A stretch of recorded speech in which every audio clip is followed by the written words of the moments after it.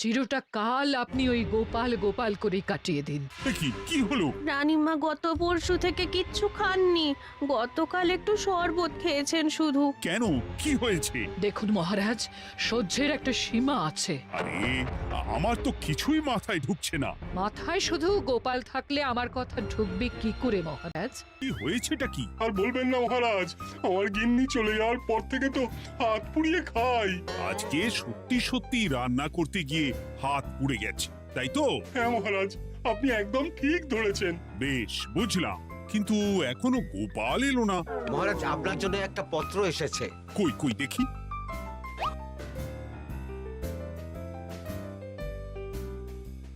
ঠিক আছে, তুমি এখন এসো। কিসের পত্র মহারাজ? দাঁড়াও, আগে গোপাল আসুক, তারপর বলছি। এই তো চলে এসেছি মহারাজ। দেখুন, আজকেও দেরি। আপনি কিছু গোপালকে বলেন না বলে লাই পেয়ে পেয়ে গোপাল আপনার মাথার উপরে উঠে গেছে। আমার নাম কি চুল নাকি যে মাথার উপরে উঠবো? আপনিও পারেন বটে। আমার নিজেরটাকেই চুল নেই। বাদ দাও, শোনো, আমি একটা নিমন্ত্রণ পত্র পেয়েছি। পাহাড়পুর রাজ্যের জমিদার বল্লভ নারায়ণ আমাকে নিমন্ত্রণ করেছেন। এ তো বেশ সুসংবাদ মহারাজ। পাহাড়পুর অপূর্ব সুন্দর রাজ্য, আপনি ঘুরে আসুন মহারাজ। না না না না না, আমি একা যাব না, তোমাকেও যে যেতে হবে। আজ বিকেলেই বেরোবো, তুমি জামা কাপড় গুছিয়ে রেখো। এ আমার পরম সৌভাগ্য মহারাজ। এ কি মহারাজ, গোপাল কেন যাবে? আমি কি দোষ করেছি? আমাকেও নিয়ে চলুন। না না না, তুমি রাজ্যের মন্ত্রী, আমি বেশ কিছুদিন থাকবো না, তাই রাজ্যটা তোমাকেই সামলাতে হবে। আচ্ছা আচ্ছা, আপনি তো রানীমাকেও নিয়ে যেতে পারতেন। আমি কোথায় কাকে নিয়ে যাব সেটা আমার একান্তই ব্যক্তিগত ব্যাপার। তুমি বেশি বোঝাতে এসো না মন্ত্রী। বেশ।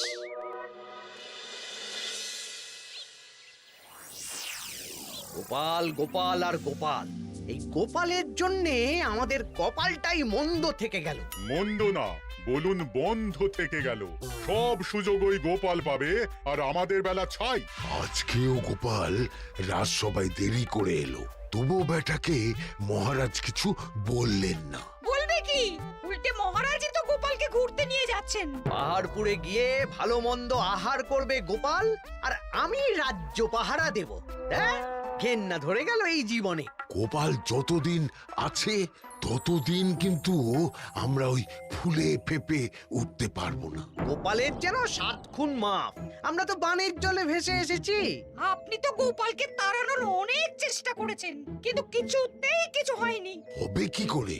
গোপালের একে ওই ক্ষুরোধার বুদ্ধি, তারপর মহারাজের উপর অগাধ বিশ্বাস, দুটো মিলেমিশে এক হয়ে গেছে।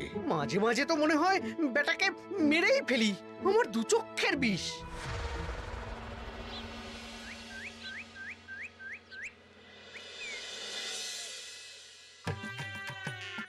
বলছি গিন্নি, কি এত তুমি পোটলায় বাঁধছো বলো তো?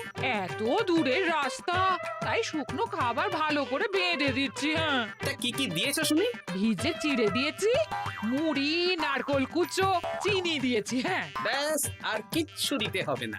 আমার সাথে তো মহারাজও যাচ্ছেন। আমি একটু বেশি করে দিয়েছি গো। দূর, সে কথা বলিনি। মহারাজ যাচ্ছেন তো, তাই মহারাজও নিশ্চয়ই রাজবাড়ি থেকে ভালো মন্দ খাবার নিয়ে আসবেন। যে যার নিজের তালে থাকে। কি আর করবো গিন্নি, উদরকে আদর করে যা সুখ তার অন্য কিছুতে নেই। বেশ বেশ, সাবধানে যেও। হ্যাঁ, তুমিও সাবধানে থেকো কিন্তু। আর নাতনি নাতনিগুলো এলে তাদের জানিয়ে দিও যে দাদু বেশ কিছুদিন থাকবে না। ঠিক আছে গো, ঠিক আছে। সাবধানে যাবেন মহারাজ।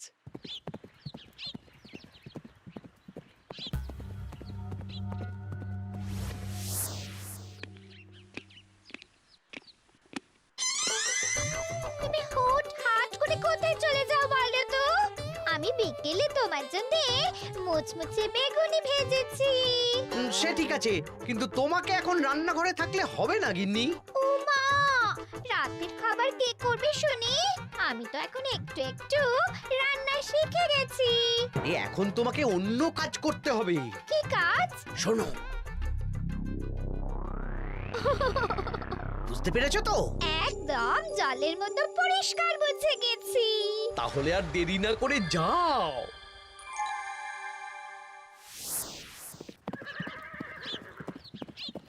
মহারাজ একটা কথা বলতে পারি? বলো গোপাল। আমরা পাহাড়পুর জমিদার বাড়িতে যাচ্ছি কেন? তুমি তো জানো আমাদের সেনাপতি এখন একা একাই নিজের সংসার সামলায়। হ্যাঁ, ওই ঘটনার পর থেকে তো সেনাপতির জন্য ভালো পাত্রীও পাওয়া যায়নি। পাহাড়পুরের জমিদার বল্লভ নারায়ণের একমাত্র কন্যা এখন বিবাহযোগ্যা, তাই আমি আর তুমি দেখতে যাচ্ছি। সেনাপতিকেও সাথে নিয়ে গেলে হতো। না, আগে আমরা যাব, মেয়েটা কেমন সেটা বিচার বিবেচনা করে ফিরে আসব। তারপর যদি সেনাপতি রাজি হয় তখন আমরা বাকি ব্যবস্থার দিকে এগোবো, তাই তো? একদম তাই।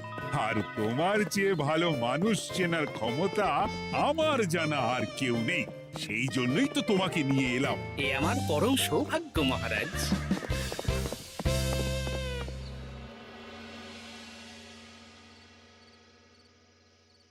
প্রণাম রানীমা। আরে মন্ত্রী গিন্নি যে, বলো বলো। এই কিছু বেগুনি ভেজেছি, তাই আপনার জন্য নিয়ে এলাম রানীমা। সরলা, তুমি ওটা রান্নাঘরে নিয়ে যাও। আচ্ছা রানীমা। ওমা, এই গয়নাটা পরে কি সুন্দর লাগছে আপনাকে।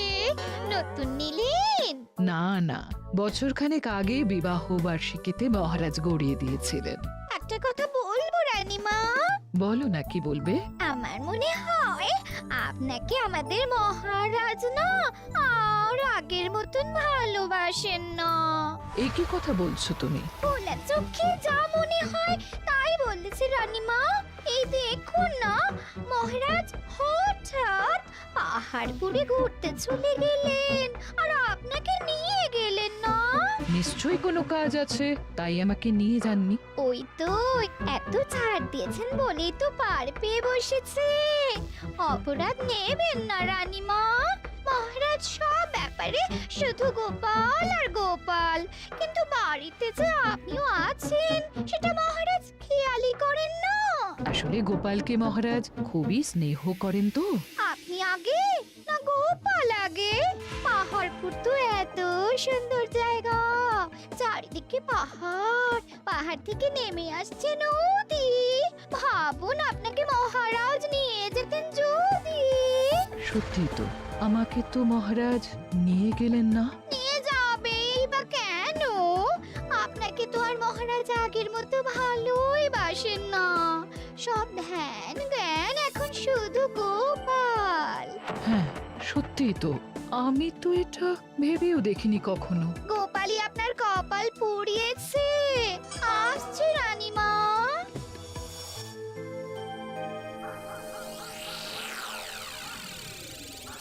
কি গো গিন্নি, আমি যেমন যেমন বলেছি তুমি তেমন তেমন রানীমাকে বুঝিয়েছো তো? হ্যাঁ হ্যাঁ, আমি একেবারে এমন ভাবে কানে পুষ্পমন্ত ঢেলেছি, রানীমার কান মাথা সব সব ভরে গেছে। এবার শুধু মাঝে মাঝে ইন্ধন জুগিয়ে যেতে হবে, বুঝলে? তারপরে তোমার পথের কাঁটা ফাঁকা হয়ে যাবে। আর একবার গোপাল সরে গেলেই আর কোনো চিন্তা নেই। দু হাত ভরে রোজগার করবে গো।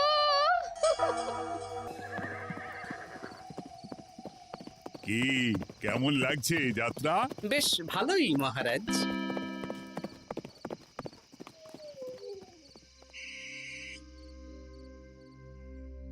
রানীমা, খাবার কি আমি এই ঘরে নিয়ে আসবো?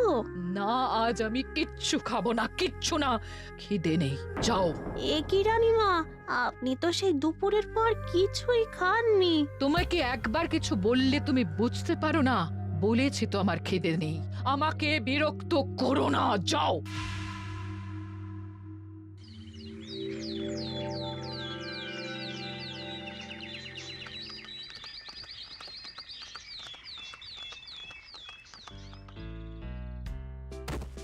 আসুন মহারাজ কৃষ্ণচন্দ্র, আসুন আসুন আসুন। কি সুন্দর জায়গাই পাহাড়পুর। মনে হচ্ছে বেশ কিছুদিন থেকে যাই। তা থেকে যান না।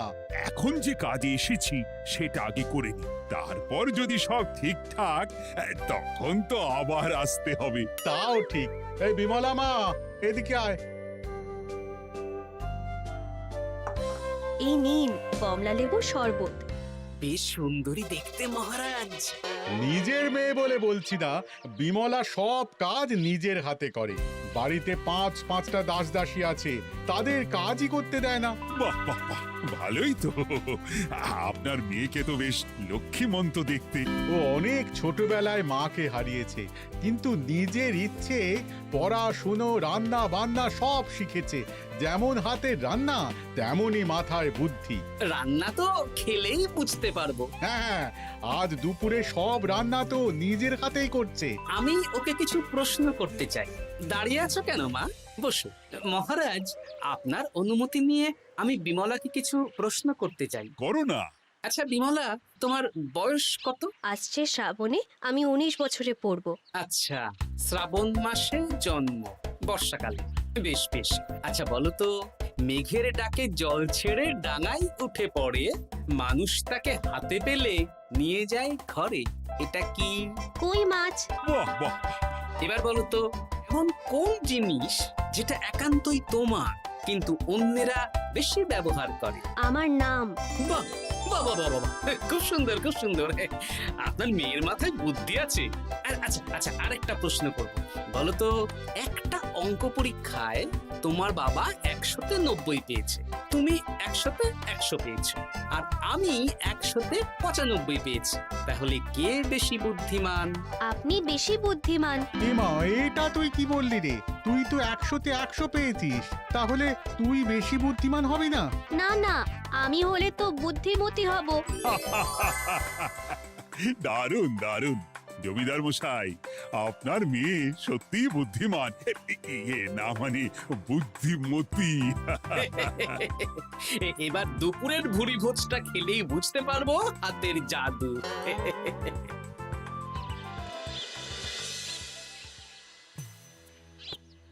রানীমা, বেলা হয়ে গেছে, এভাবে না খেয়ে থাকবেন না, আপনার শরীর খারাপ করবে। তোমাদের মহারাজ আসুক, তারপরে খাবো। যতদূর জানি মহারাজ আগামীকাল সকালে ফিরবেন। বেশ, আমাকে একটু শরবত করে এনে দাও, আর কিছু খাবো না। আচ্ছা রানীমা। বুঝলি, আজ পুকুর ঘাটে গিয়ে যা শুনলাম না। কি শুনলে? রানীমা গতকাল বিকেল থেকে কিচ্ছু খাচ্ছেন না, মহারাজের ওপর রাগ করে। এখন রানীমার রাগ, এরপর ভাগ গোপাল ভাগ।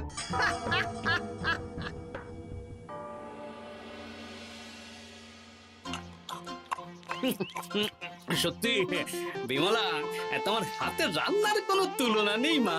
আমাদের সেনাপতি তাহলে আর হাত পুড়িয়ে রান্না করবে না বলছো?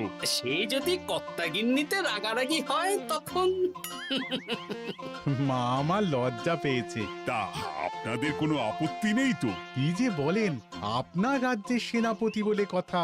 বলছি, বিমলাকে তো আমাদের সেনাপতি দেখলো না, তাহলে? বিমলার একটা তৈলচিত্র আছে, আমি আপনাকে বরং সেটা দেব, আপনি ওনাকে গিয়ে দেখাবেন। সেই ভালো হবে, আমাদের খুব পছন্দ হয়েছে। তাহলে সেনাপতি রাজি হলে আমরা বিবাহের তারিখ চিঠিতে জানিয়ে দেব। আচ্ছা মহারাজ।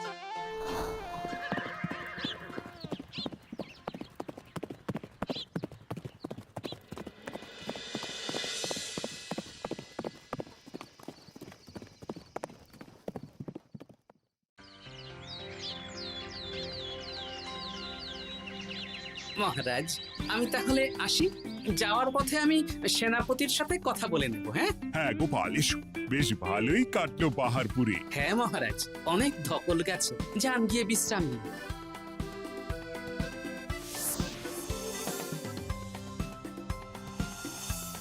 কি সেনাপতি, পছন্দ তো? হ্যাঁ, খুব পছন্দ হয়েছে গোপাল। তোমার চোখ তো দেখছি একেবারে জহুরির চোখ।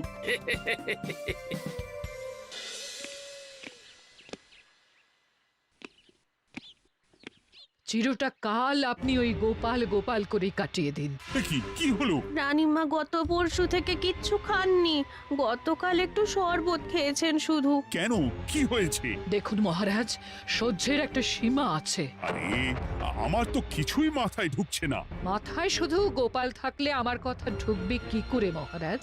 আপনি আমাকে আর আগের মতো ভালোবাসেন না মহারাজ। এসব কি বলছো রানী? ঠিকই বলছি। আপনি খেয়ালই করেননি যে আমি গলায় আপনার পছন্দের পান্নার হার পরেছি মহারাজ। আরে আমাকে বলার সুযোগ দেবে তো। দেখুন, আপনি পাহাড়পুরে ঘুরতে গেলেন, গোপালকে নিয়ে গেলেন।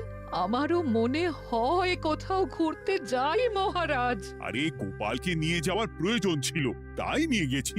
গোপাল তো আপনার প্রিয়জন, তাই ওকেই আপনার প্রয়োজন। আমি তো কেউ না। দেখো, গোপাল আমার সব বিপদে আপদে পাশে থাকে, তাই ওকে ভরসা করি, সেটা তো তুমি খুব ভালো করে জানো। আজকের পরে হয় গোপাল থাকবে, না হলে আমি থাকবো। না না না, এ হতে পারে না। গোপালকে আমি সরাতে পারবো না, আর কাউকে সরানোর জন্য কোনো কারণ তো চাই। আর কারণ যদি আমি দিয়ে দিই? কি কারণ? আপনি গোপালকে বলবেন আমার সাথে আপনার ঝগড়া হয়েছে। বেশ, তাতে কি? আপনি গোপালকে বলবেন ও যেন আমাকে বলে আপনার কাছে ক্ষমা চাওয়ার জন্য, আর আমি ক্ষমা চাইবো না। ব্যাস, আপনি এই সামান্য কাজটা গোপালকে করতে না পারার জন্য ওকে তাড়িয়ে দেবেন। ওকে মাত্র 7 দিন সময় দেবেন, ব্যাস। ঠিক আছে, আমি এক্ষুনি গোপালকে ডেকে পাঠাচ্ছি। দেখো গোপাল, এখন যদি রানী আমার কাছে ক্ষমা না চায়, তাহলে কিন্তু আমি বাধ্য হব তোমাকে রাজসভা থেকে তাড়িয়ে দিতে। আচ্ছা মহারাজ, বুঝেছি। রানীমা আপনার কাছে ক্ষমা চাইবেন, কিন্তু তার জন্যে আপনাকে আমার কথা মতো কিছু কাজ করতে হবে মহারাজ। কি কাজ বলো? বুঝেছেন? হ্যাঁ। না গোপাল, আমি মহারাজের কাছে ক্ষমা চাইতে পারবো না। দেখুন রানীমা, আমার মনে হয় আপনার ক্ষমা চাওয়াই উচিত। পুরুষ মানুষের মন বলে কথা, যদি বেশি দিন আপনি মহারাজের সাথে এরকম তিক্ত সম্পর্ক রাখেন, তাহলে কিন্তু মহারাজের মন অন্যদিকেও চলে যেতে পারে। এমনিতেও কি গোপাল? না, কিছু না রানীমা, শুধু এটুকু জেনে রাখুন, রাজবাড়ির মাঠে বাঁশ বাঁধা হবে। মানে কেন?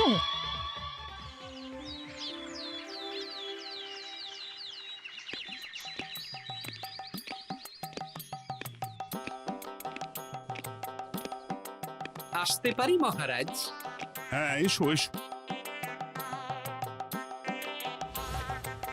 বলছি, আমি তাহলে জমিদার বাড়িতে বিবাহের দিনক্ষণ ওই চিঠি লিখে জানিয়ে দিচ্ছি। হ্যাঁ, জানিয়ে দাও গোপাল।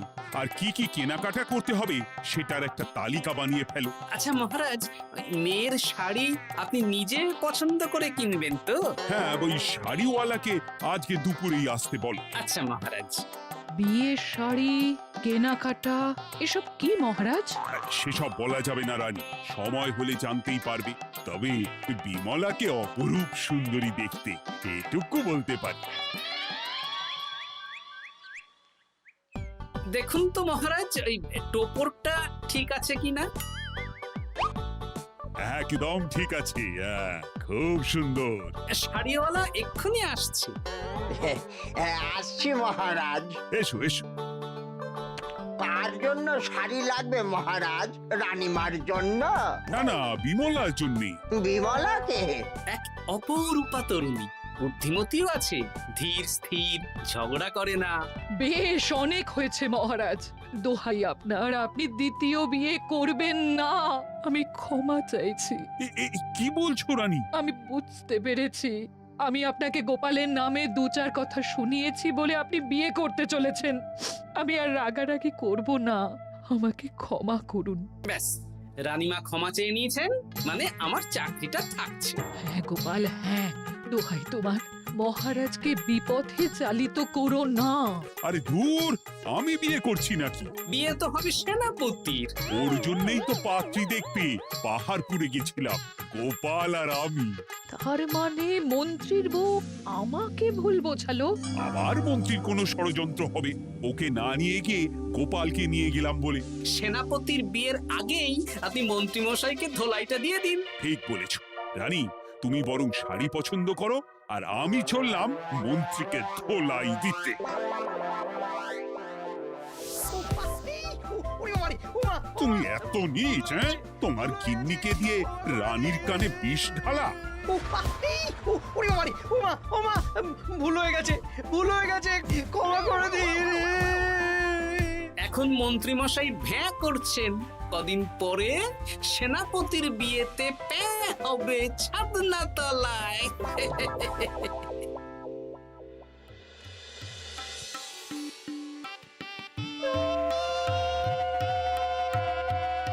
এবার মালা বদল হবে। এবার বুঝবে মালার কি জ্বালা। কি বললে? হ্যাঁ?